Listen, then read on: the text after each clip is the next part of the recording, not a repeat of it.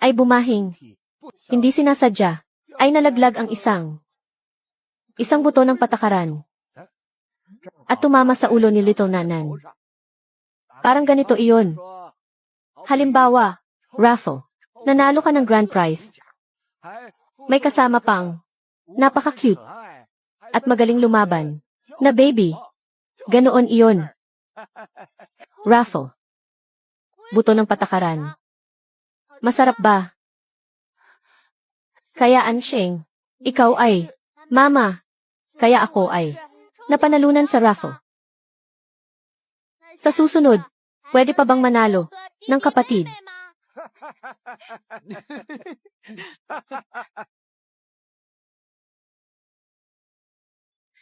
Balita ngayon, eksklusibong itinaguyod ng Ungroup ang muling pagtatayo ng Wushuang City Folk Culture Center na formal na natapos ngayong araw.